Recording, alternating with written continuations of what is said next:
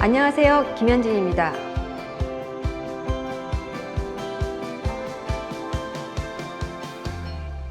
최근 SK그룹 8개사가 재생에너지 100% 전환을 약속하면서 한국 최초로 아리백에 가입해 그 의미와 배경에 관심이 집중되고 있는데요.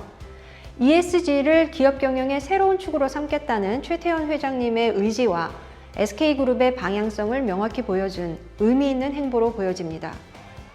SK의 아리백 가입에 대해서는 한국 기업들의 지속가능 경영에서 큰 발걸음을 뗀 쾌거다. 말뿐이 아닌 진정한 사회적 가치 창출 의지를 보여주었다. 글로벌 최고 수준의 신뢰를 확보할 것 등의 평가가 이어지고 있습니다.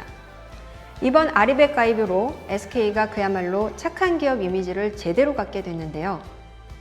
이렇게 호평이 이어지고 있는데 이러한 호평들보다도 더 주목해야 할 부분은 왜 SK는 계속해서 반복적으로 ESG를 이야기하고 있는 걸까? 또 말로만 하는 게 아니라 국내 기업 최초 아리백 선언 같이 이런 과감한 행보를 보이는 걸까? 그 배경에 더 주목이 갑니다. 석유를 파는 그룹에서 재생에너지 100% 전환을 선포했다는 거, 이거 파격적이지 않습니까? 물론 재생에너지의 경제성이 많이 높아지고 있긴 하지만 아직도 상대적으로 코스트가 더 높은데 이윤 추구를 본질적인 목표로 하는 기업이 왜 자발적으로 높은 에너지 비용을 선택한다는 건지 그 배경이 궁금해지는 거죠. 오늘 그 궁금증을 여러분과 함께 풀어보면서 아리백에 리얼하게 접근해보는 시간 갖도록 하겠습니다. 첫 번째 시간에서는 아리백 가입의 결정적 이유, 환경과 에너지가 바꾸는 경영 환경의 변화를 점검해 보겠고요.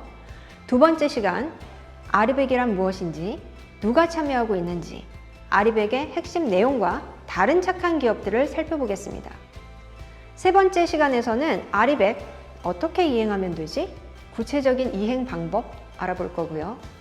마지막 시간에서는 아리백 참여 기업들의 경영 실적을 짚어보면서 이들이 과연 착하기만 한 기업인지 정말 스마트한 기업인지 함께 생각해보는 시간 갖도록 하겠습니다.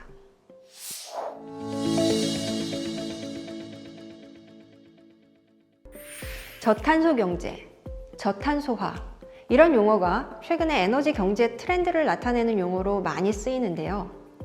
과거에 나무를 띨감으로 쓰던 인류가 산업혁명 즈음부터는 땅속에서 석탄을 캐서 쓰기 시작했고 그 후 석유를 꺼내 쓰고 가스를 뽑아 쓰다가 이제는 재생에너지를 만들어 쓰고 수소를 포함한 저탄소 사회로 나아가고 있다. 이 트렌드에 대해서는 대부분의 에너지 전문가들이 동의할 것이라고 생각합니다. 이런 트렌드를 저탄소화라고 하는 것은 석탄, 석유, 가스, 재생에너지, 수소 등을 살펴보니까 탄소 함유량이 점점 적어지고 그 결과적으로 에너지를 연소시킬 때 배출되는 이산화탄소 역시 적어지는 방향을 향해 가고 있다는 거죠. 그렇다면 우리는 왜 저탄소 경제로 가고 있는 것일까요? 토인비가 역사는 도전과 응전의 연속이다 라고 했듯이 우리가 저탄소 경제로 가고 있는 것도 에너지 세계의 챌린지 앤 리스폰스의 결과가 아닌가 라고 생각합니다. 이 챌린지는 양적 측면과 질적 측면에서 동시에 닥쳐오고 있는데요. 양적 측면에서 보면 앞으로 인류가 캐냈을 수 있는 석유가 몇십 년밖에 안 남았네, 아니 기술의 발달로 더 가능하네, 이런 논란이 있지만 얼마가 남아있든 간에 결국 땅속에 묻힌 화석 연료들이 태생적 한계를 지니고 있다는 것만큼은 부정할 수 없는 사실이죠. 바로 유한성이라는 한계입니다. 질적 측면에서 보면 이미 수십 년 전부터 지구온난화, 기후변화가 인류의 환경과 에너지에 거대한 챌린지로 부상해 왔습니다. 이제까지 인류가 삶의 질을 향상시키고 산업을 발전시키는 과정에서 과도하게 사용한 에너지로 인해 지구가 더 이상 버틸 수 없는 상황이 된 거죠. 따라서 이제는 에너지를 그냥 양적으로 확보만 해서 되는 게 아니라 질적으로도 깨끗한 에너지를 확보해야 하는 그런 상황이 된 것입니다. 저는 질적 측면의 도전으로 인해 깨끗한 에너지를 구해야만 하게 된 이 상황이야말로 에너지 경제의 패러다임을 근본적으로 바꾸는 촉발제가 될 거라고 생각합니다. 이와 같은 환경과 에너지 세계의 변화, 이 변화가 우리 기업의 경영 환경에는 어떤 영향을 미치고 있는지 지금부터 여러분들과 함께 살펴보도록 하겠습니다. 첫 번째 경영 환경의 변화는 글로벌 규제의 강화입니다. 1992년 기후변화 협약에서 출발해 교토 의정서, 파리 기후협정에 이르기까지 지난 30년간 온실가스를 줄이려던 국제사회의 노력은 그리 순탄치 않은 행보를 보여왔습니다. 워낙 국가 간, 산업 간 이해관계가 충돌하는 이슈였기 때문이죠. 하지만 최근 이런 분위기에 큰 변화가 일어나고 있습니다. 지난 30년 동안보다 훨씬 많은 변화가 앞으로 3년 안에 강도 높게 벌어질 것이라고 예측되는 부분이기도 합니다. 화면 보시죠. 바이든이 이끌게 될 미국은 저탄소에서 나아가 탈탄소를 내세우고 있습니다. 바이든의 탈탄소 전략은 2050년까지 미국 내 온실가스 순 배출량을 제로로 만들겠다는 장기 목표에서 시작합니다. 이를 위한 파리 기후협정으로의 복귀, 탄소 국경세 부과, 석탄 등 고탄소 사업 금융 지원 중단, 친환경 인프라 구축에 4년간 2조 달러 지원, 친환경차 부문 일자리 100만 개 창출 등 하나하나의 정책 목표가 관련 산업계를 들었다 놨다 할 정도로 파급력이 큽니다. 뿐만 아닙니다. 이 정책들이 실현될 경우 새로운 무역 장벽으로도 작용해 우리의 수출 경쟁력에도 막대한 영향력을 미치게 될 것입니다. 일례로 탄소 국경세는 이산화탄소 배출량이 많은 국가나 기업의 제품에 관세를 더 부과하는 조치인데, 이유는 2023년부터 탄소 국경세를 도입한다며 압박을 가해오고 있습니다. 이미 탄소 배출을 규제하고 있는 EU 입장에서는 이로 인해 EU 제품의 가격 경쟁력이 떨어질 수 있기 때문에 가격 차를 보전하기 위해 부과하겠다는 것이죠. 탄소 국경세 도입을 공약으로 내세운 바 있는 바이든 정부 역시 전반적인 친환경 정책 속에서 미국 산업 전반에 탄소 국경세를 부과할 가능성이 높아지고 있어 이제 탄소 국경세는 우리의 현실이 되고 있습니다. 이와 같이 각국이 탄소를 빌미로 관세를 부과하는 형태의 통상 압박이 강화될 경우 제품 가격이 상승하는 것은 물론 탄소 배출량을 줄이기 위한 추가적인 인프라 투자가 불가피하기 때문에 철강, 석유화학을 비롯한 탄소 배출이 많은 산업을 중심으로 타격이 클 것으로 예측됩니다. 산업연구원에서는 2050년까지 탄소 저감을 추진할 경우 국내 철강, 석유화학, 시멘트 3개 업종에서만도 최소 400조 원의 전환 비용이 필요할 것이라고 경고하고 있습니다. 두 번째 경영환경 변화는 이해관계자의 요구 변화입니다. 최근 주주이익의 극대화를 지향하는 주주자본주의에서 주주는 물론 고객, 지역사회 등 이해관계자의 이익을 중시하는 이해관계자 자본주의로의 전환에 대한 고민이 커지고 있죠. 기업은 왜, 무엇을 위해 존재하는가? 라는 근본적인 물음으로 연결되는 부분이기도 한데요. 이 고민에 대한 해답을 마련하기도 전에 이미 이해관계자들은 움직이기 시작했고 강하게 목소리를 내고 있습니다. 먼저 화면을 보실까요? 1928년부터 다우존스 산업평균 지수에 포함되어 있었던 엑손모빌이 2020년 9월 92년 만에 퇴출되었습니다. 미국 최대 석유 회사인 엑손모빌은 석유를 채굴, 정제하는 과정에서 많은 온실가스를 배출합니다. 주주들은 지난해 주주총회에서 엑손모빌의 온실가스 감축을 촉구하는 결의안을 통과시키려 했지만 경영진은 크게 반발했습니다.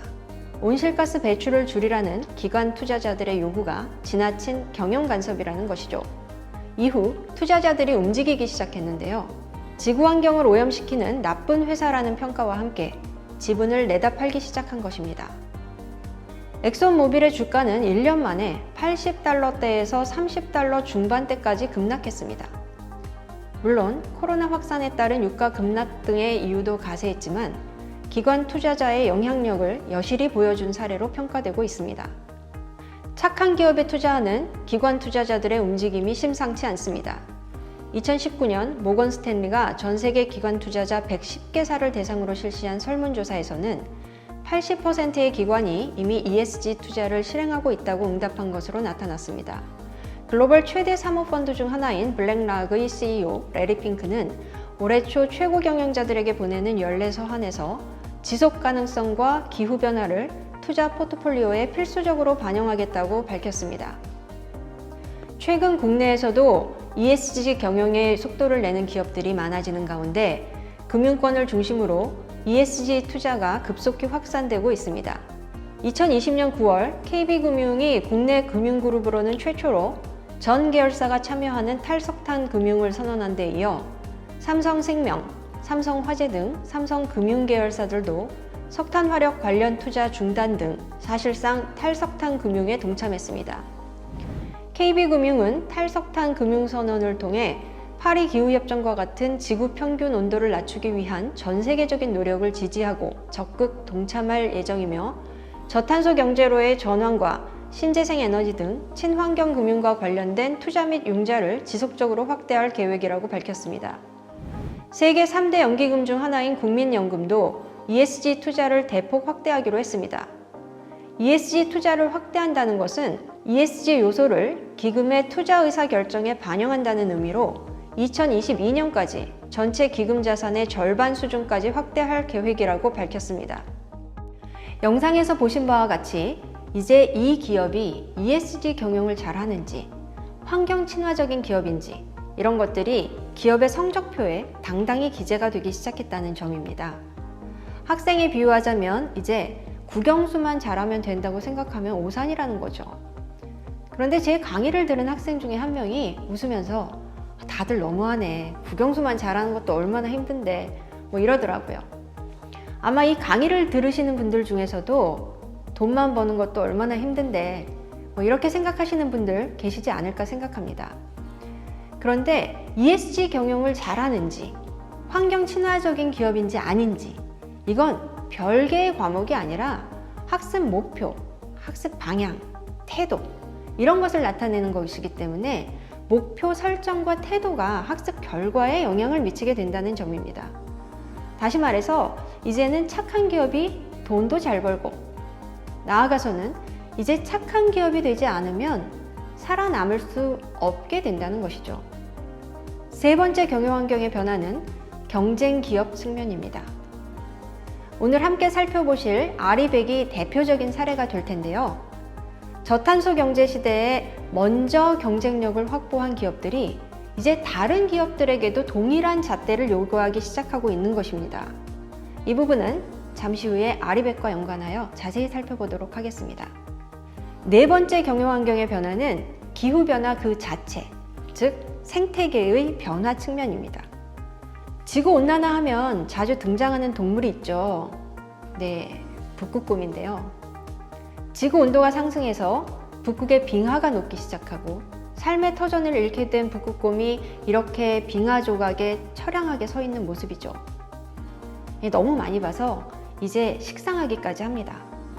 그런데 최근에 새로운 사진들이 공개되고 있죠. 살 곳을 잃은 곰들이 앙상한 자태로 쓰레기통을 뒤지다가 이제 더 나아가서는 새끼곰들을 먹이려고 쓰레기차를 습격하는 이런 상황까지 왔다는 거죠. 여기서 중요한 것은 우리가 이 곰들을 보면서 불쌍하네, 뭐네 뭐 이럴 상황이 아니라는 거예요. 이 곰의 모습은 바로 가까운 미래의 우리 인류의 모습이다 라는 점을 기억하셔야 합니다.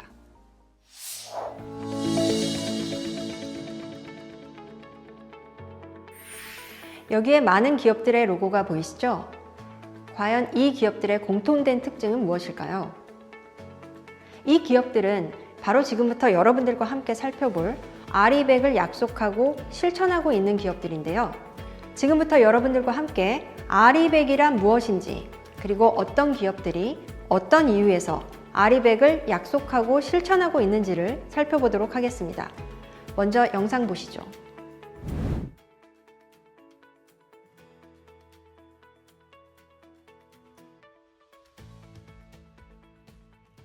SK그룹 8개사가 재생에너지로 전력 수요 100%를 대체한다는 아리백에 국내 최초로 가입합니다. SK 주식회사와 SK텔레콤, SK하이닉스 등 8곳은 내일 한국아리백위원회에 가입 신청서를 제출한다고 밝혔습니다. 재생에너지 100%의 약자인 아리백은 기업이 사용하는 전력량의 100%를 2050년까지 풍력이나 태양광 등 재생에너지로 발전된 전력으로 조달하겠다는 것으로 이번 가입으로 최태원 회장이 강조해온 환경사회 지배구조 경영의 실행을 가속화하게 됐다는 평가를 받고 있습니다. 영상에서 보신 바와 같이 2020년 10월 초에 SK그룹 8개 관계사, 한국 최초로 아리백 가입이라는 기사가 언론에 크게 보도되면서 주목을 끌었습니다. 이 제목만 봐도 여러 가지 호기심이 발동을 합니다. 우선 아리백. 아리백이 뭐지? 일반인들에게는 아직 매우 생소한 단어죠. 그리고 한국 최초라는 점도 흥미를 유발합니다. 더군다나 무려 SK그룹의 8개 관계사가 동시에 가입을 한다고 하니까 아리백이 뭔데 SK그룹이 본격적으로 치고 나가는 거지? 라는 생각이 드는데요. 우선 아리백이 무엇을 의미하는지 다시 한번 짚고 넘어가겠습니다. 아리백은 말 그대로 Renewable Energy 100%를 의미하는 약자인데요. 기업이 필요로 하는 소비 전력의 100%를 태양광, 풍력, 수력, 바이오매스, 지열 등의 재생에너지로 만든 전기로 조달하겠다는 자발적인 약속을 유도하는 이니셔티브입니다. 제가 여기서 기업, 자발적이라는 단어를 볼드 표시를 해놨는데요. 이 점이 이제까지의 다른 재생에너지 사용과 관련된 정책이나 규제 등과 사뭇 다른 점이라는 겁니다. 주체가 기업이라는 점, 그리고 강제성이 있는 것이 아니라 자발적이라는 점이죠.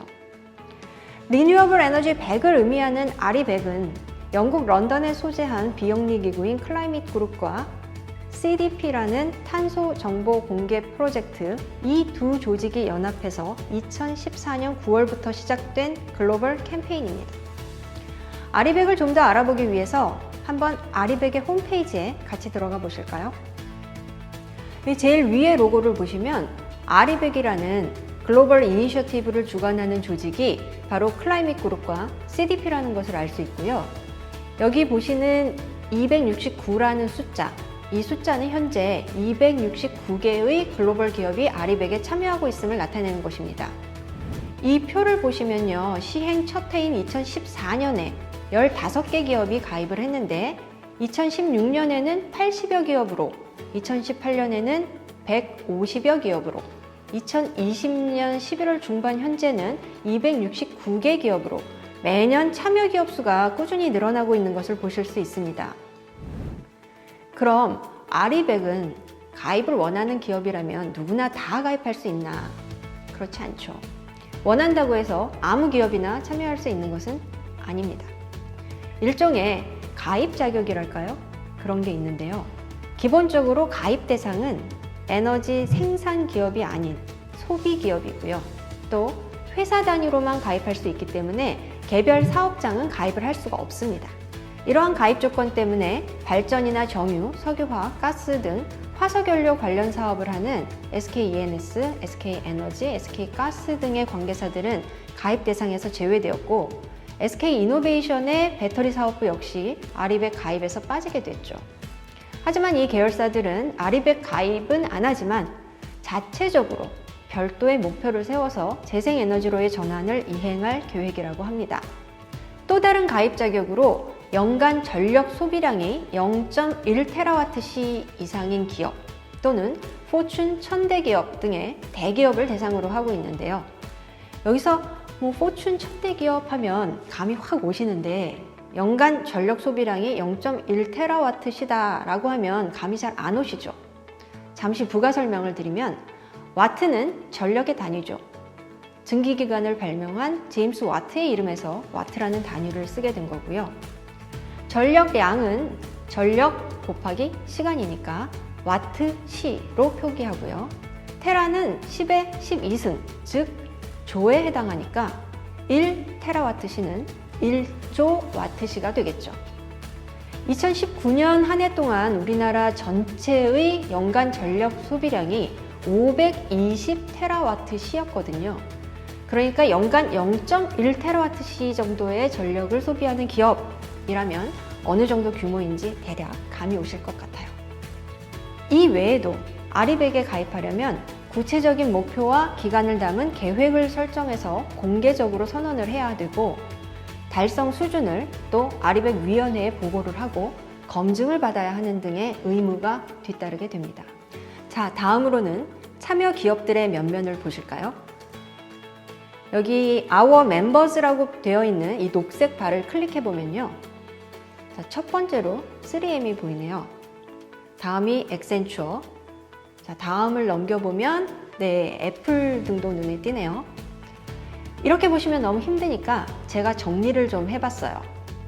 업종별로 보시면 IT 기업 중에는 방금 보신 애플 이외에도 구글, 페이스북, 휴렛패커드, 마이크로소프트 등이 대거 포함이 되어 있네요.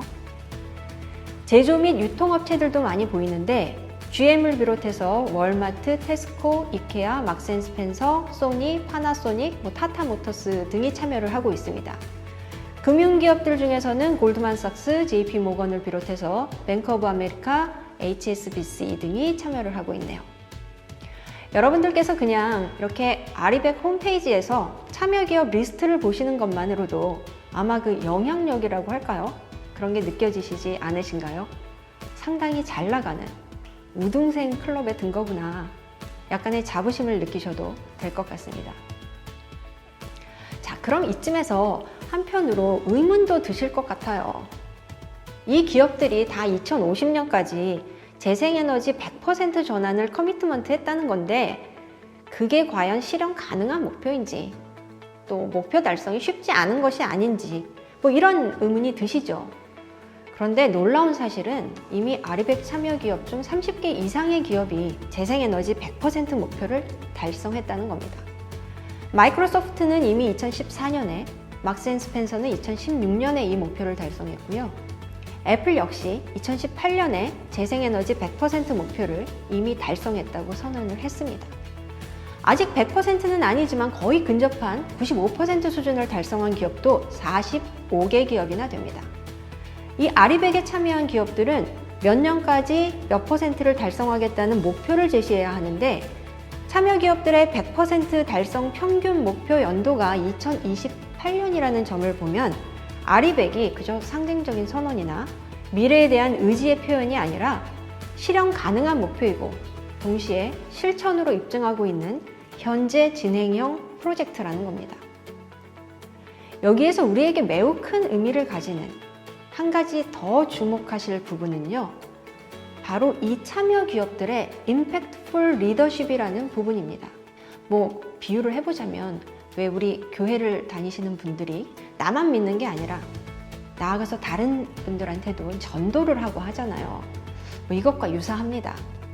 아리백에 참여하는 기업들 중 44%의 기업들이 제조 공급망에도 재생에너지 사용을 요구하는 등의 영향력을 행사하고 있다는 것이죠. 그리고 아리백 참여 기업 중 2기업 중 1기업은 정책 결정자 등 이해관계자들에게도 영향력을 미치려 하고 있다는 것입니다. 예를 들어서 이미 재생에너지 100% 목표를 달성한 애플의 경우에는 밸류 체인에 해당하는 모든 기업들에게까지도 아리백 참여를 요구하고 있고 결과적으로 제품의 라이프 사이클에 사용되는 모든 전력까지도 2030년까지 100% 재생에너지로 대체하겠다라는 목표를 밝히고 있습니다.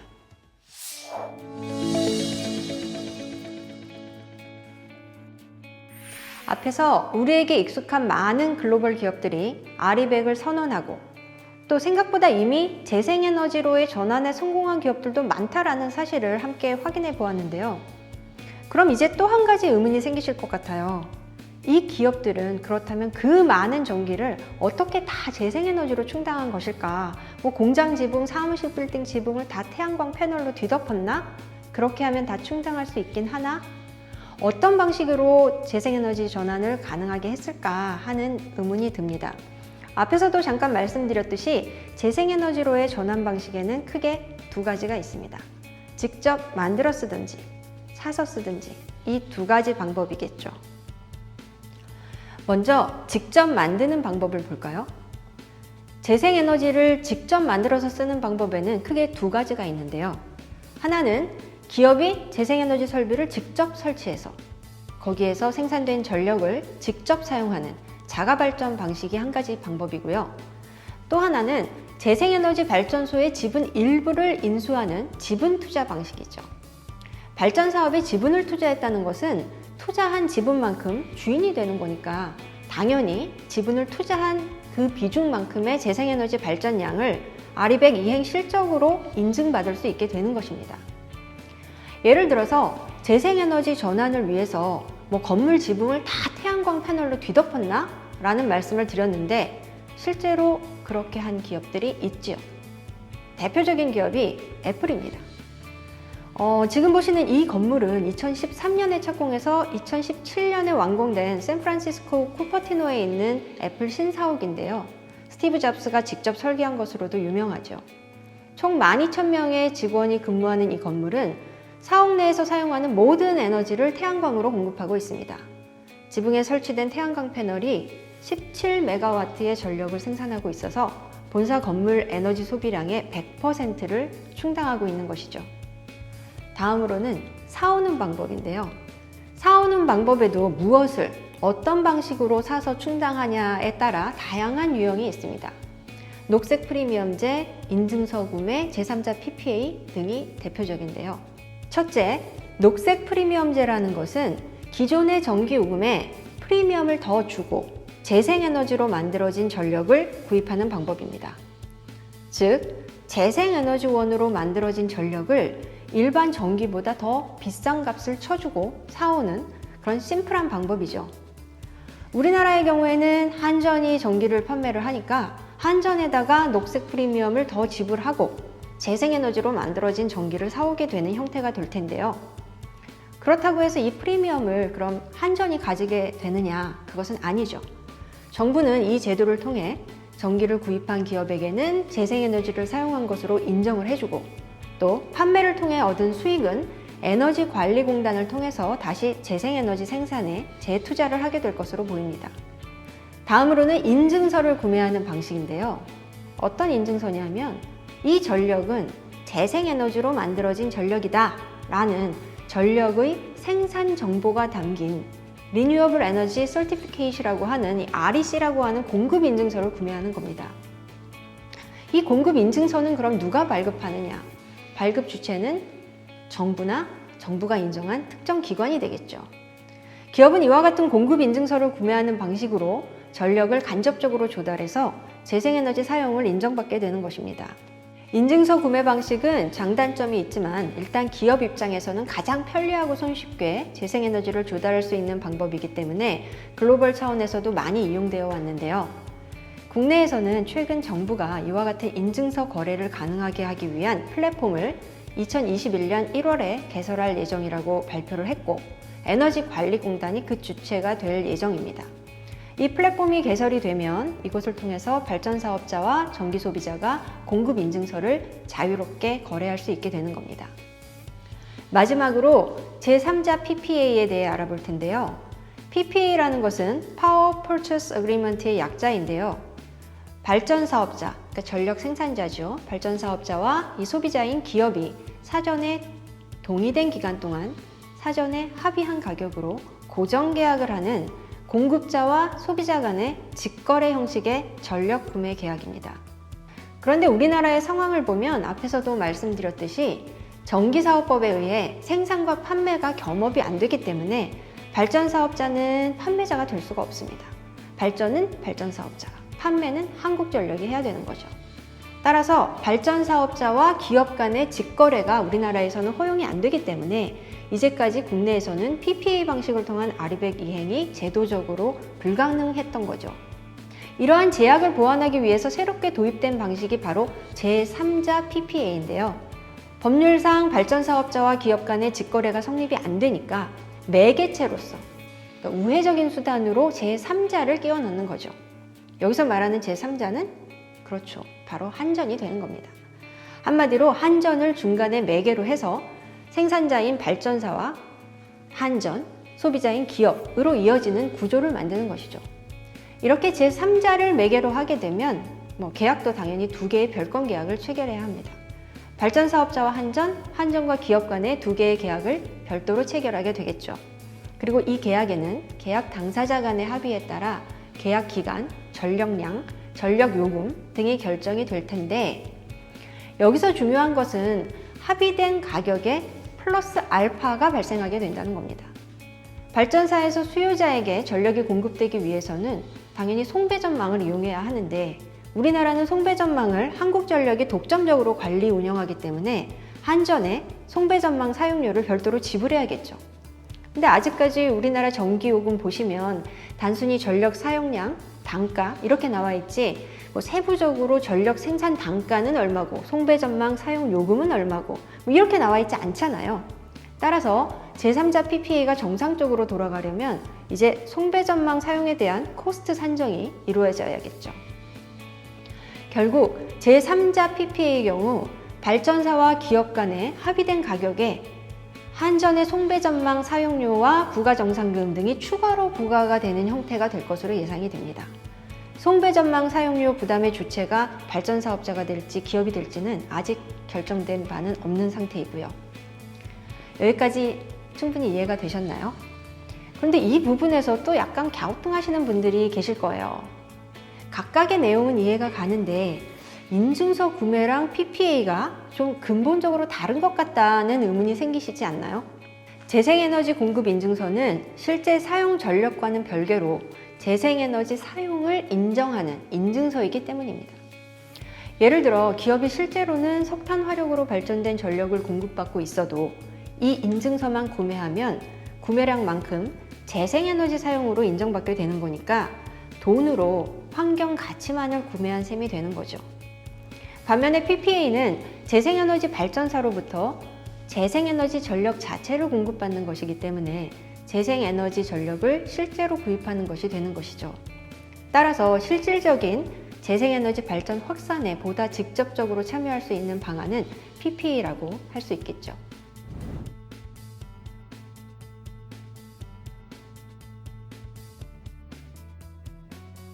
기존의 아리백 참여 기업들, 해외 기업들의 사례를 보실 것 같으면 2018년 기준으로 인증서 구매가 43%, 녹색 요금이 31%, PPA 방식이 19%, 자가발전이 4%, 순으로 재생에너지 전환을 이룬 것으로 나타나고 있습니다.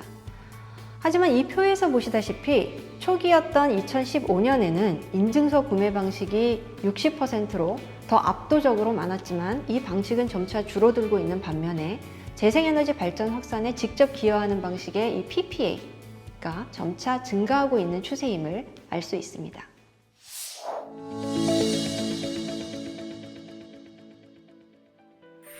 이제까지 아리백이 무엇인지, 어떤 기업들이 아리백을 약속하고 실천하고 있는지, 그리고 어떤 방식으로 아리백을 이행하고 있는지를 구체적으로 살펴보았는데요.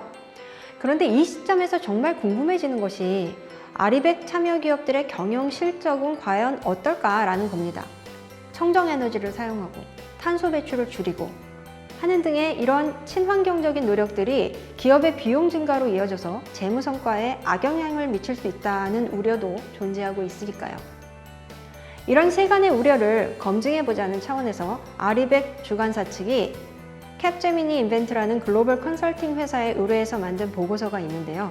2018년 발표된 아리백 기업들은 어떻게 경쟁사를 뛰어넘었는가 라는 제목의 보고서입니다. 이 보고서는 산업별로 아리백 참여 기업과 비참여 기업의 핵심 재무성과 지표를 비교 분석했는데요. 연구 결과는 아리백 가입 기업들이 비가입 경쟁사들에 비해 우수한 재무적 성과를 보였다는 것입니다. 이 연구 내용 잠시 영상으로 확인하시겠습니다. 이 연구는 테이블 1에 나와 있듯이 섹터별로 122개의 아리백 참여 기업과 블룸버그 DB에 있는 3,462개의 아리백 비참여 상장사를 대상으로 파이낸셜 KPI를 분석했는데요. 그 결과를 보여주는 것이 피겨 1의 그래프입니다. 이 그래프에서 Y축은 아리백 참여 기업과 미참여 기업의 이자 및 법인세 차감 전 이익, EBIT 차이를 나타내고 있고요. 그래프의 X축은 아리백 참여 기업과 미참여 기업의 순이익률 차이를 보여주고 있습니다. 복잡해 보이지만 결과적으로 EBIT과 순이익률 지표 모두에서 아리백 참여 기업이 우수한 성과를 내는 것을 보여주고 있는데요. 이것은 청정에너지로의 전환을 추구하면서도 우수한 기업적 성과를 거둘 수 있다는 것을 보여준다고 하겠습니다. 이 연구 결과를 최대한 뉴트럴하게 객관적 시각에서 평가를 해보자면 이 연구 결과가 아리백에 참여했기 때문에 재무 성과가 좋아졌다는 식의 뚜렷한 상관관계를 입증하는 것은 아니라고 판단되고요. 아리백을 해서 재무 성과가 좋아진 것이 아니라 재무 성과가 좋은 기업들, 즉 우등생들이 아리백에 가입하고 있는 것일 수도 있는 거죠. 그런데 우리가 또 주목할 만한 점은 아리백 참여 기업의 88%가 아리백 가입의 핵심 이유로 경제적 요인을 꼽고 있다는 점입니다. 이것이 의미하는 것은 이 기업들이 에너지 문제를 리스크를 넘어 기업의 경쟁 우위를 가져올 수 있는 에셋으로 인식하고 전략적 관점에서 이 문제를 접근하면서 기회를 선점하고 있다는 것이죠. 이러한 스마트한 기업들이 바로 글로벌 선두주자를 달리고 있는 것이다. 이렇게 평가할 수 있을 것 같습니다. 다시 한번 정리해보면 청정 에너지를 사용하고 탄소 배출을 감축하고 이런 기업의 노력이 비용 증가로 이어져서 재무 성과에 악영향을 미치지 않을까라는 우려에 대해서는 그렇지 않다. 오히려 탄소 배출 감축이 에너지 비용을 감소시킬 수도 있고 기업의 평판을 개선하고 신성장 동력을 창출하는 데 도움이 되는 등 사업적인 이점으로 연결될 것이다 라는 사고의 전환과 전략적 접근이 필요하다는 것입니다. 특히 앞에서도 말씀드렸듯이 환경과 에너지 문제로 인해 기업의 경영 환경이 근본적으로 변화하는 현 상황에서는 더욱 시급하다는 것이죠. 그렇다면 규제가 강화되고 이해관계자의 요구가 거세지고 경쟁 기업들은 치고 나가면서 자신들의 새로운 룰을 강요하는 이런 상황에서 ESG 경영, 친환경 경영은 어떻게 사업적 이점으로 연결될까요?